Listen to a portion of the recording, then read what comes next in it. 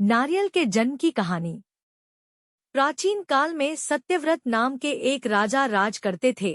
वह प्रतिदिन पूजा पाठ किया करते थे। उनके पास किसी भी चीज की कमी नहीं थी। वह धन दौलत से लेकर हर प्रकार की सुविधा से समृद्ध थे।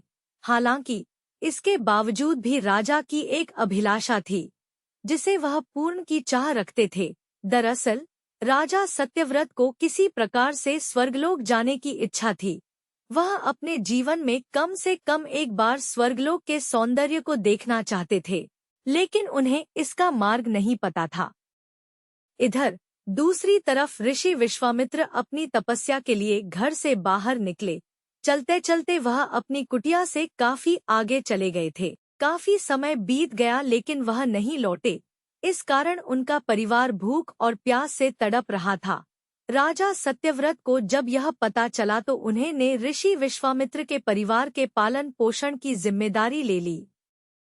कुछ समय बाद जब मुनिवर लौटे तो वे अपने परिवार को कुशल देख काफी प्रसन्न हुए। उन्होंने पूछा कि उनकी अनुपस्थिति में किसने उनकी देखभाल की। इस पर ऋषि के परिवार वालों ने बताया कि राजा ने उनके पालन पोषण की जिम्मेदारी उठाई थी। यह सुनकर ऋषि विश्वामित्र तुरंत राजमहल पहुंचे और राजा से मुलाकात की। वहां पहुंचकर उन्होंने सबसे पहले महाराज को धन्यवाद कहा। इस पर राजा ने ऋषि अपनी इच्छा पूर्ण होने का आशीर्वाद मांगा। राजा की बात सुनकर ऋषि विश्वामित्र ने कहा, बोलिए महाराज, आपको क्या वरदान चाहिए।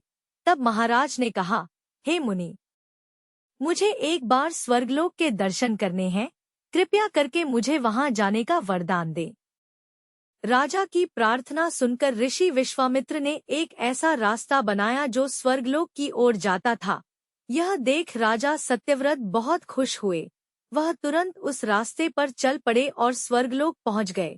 यहाँ पहुंचते ही इंद्रदेव ने उन्हें नीचे धक्का दे दिया, जिसके कारण वो सीधे धरती पर जा गिरे। राजा ने सत्यव्रत ने तुरंत सारी घटना ऋषि विश्वामित्र बताई। राज की बात सुनकर ऋषि विश्वामित्र गुस्से से आग बबूला हो उठे। उन्होंने तुरंत सभी देवताओं से इस बारे में बात की और इस समस्या का हल निकाला, जिसके बाद राजा के लिए एक नया स्वर्गलोक बनाया गया। नए स्वर्गलोक को पृथ्वी और देवताओं के स्वर्गलोक के बीचों बीच स्थापित किया गया था, ताकि किसी को परेशानी न हो। नए स्वर्ग लोक से राजा सत्यव्रत तो बहुत खुश हुए, लेकिन विश्वामित्र को एक चिंता लगातार सता रही थी। उन्हें डर था कि नया स्वर्गलोक कहीं जोरदार हवा के कारण गिर न पड़े। अगर ऐसा होगा तो राजा सत्यव्रत दोबारा से धरती पर जा गिरेंगे। काफी सोच विचार के बाद ऋषि विश्वामित्र को एक उपाय सूझा। उन्होंने नए स्वर्ग लोक के नीचे एक बहुत लंबा खंभा लगा दिया, ताकि उसे सहारा मिल सके। ऐसी मान्यता है कि नए स्वर्ग लोक के नीचे लगाया गया खंभा एक विशाल पेड़ के तने के रूप में बदल गया। यही नहीं, कुछ समय पश्चात जब राजा सत्यव्रत की मृत्यु हुई तो उनका सिर एक फल में तब्दील हो गया। सभी से इस खंभे को नारियल का पेड़ कहा जाने लगा, जबकि राजा का सिर नारियल के रूप में जाना गया। यही कारण है कि नारियल का पेड़ इतना लंबा होता है। कहानी से सीख। इस कहानी से हमें यह सीख मिलती है कि अगर सच्चे मन से किसी की मदद करे तो हमारी हर ख्वाहिश पूरी हो सकती है।